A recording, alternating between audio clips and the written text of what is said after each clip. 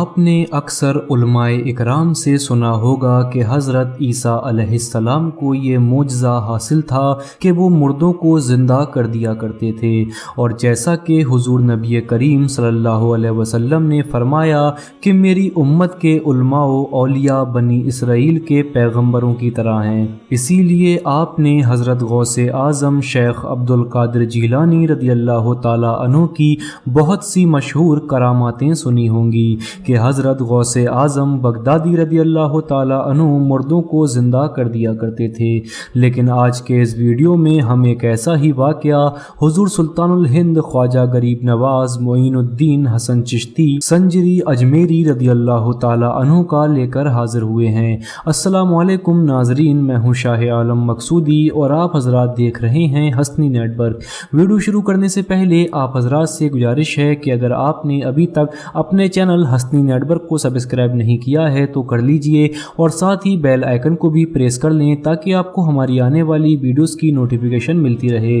تو چلیے شروع کرتے ہیں۔ ایک روز ایک عورت نالہ و زاری کرتی ہوئی حضور سلطان الہند خواجہ غریب نواز کی بارگاہ میں حاضر ہوئی، اور آپ اس وقت وضو فرما رہے تھے۔ اس عورت نے عرض کیا کہ حضور، حاکم شہر نے میرے بیٹے کو بے قصور قتل کر دیا ہے۔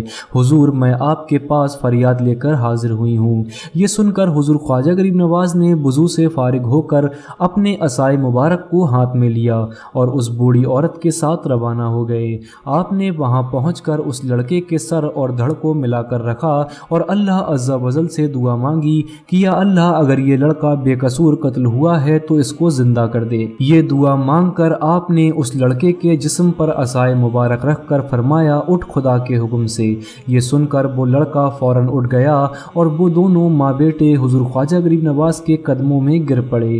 خواجہ ہند وہ دربار ہے اعلیٰ تیرا، خواجہ ہند وہ دربار ہے اعلیٰ تیرا، کبھی محروم نہیں مانگنے والا تیرا۔ اس واقعہ کا ریفرنس سوانح حیات خواجہ غریب نواز صفحہ 125 ہے۔ دوستو، امید ہے کہ یہ ویڈیو آپ کو پسند آئی ہوگی۔ مزید ایسی ہی ویڈیو دیکھنے کے لیے اپنے چینل ہسنی نیٹ ورک کو سبسکرائب کرنا نہ بھولیں۔ السلام علیکم ورحمۃ اللہ وبرکاتہ۔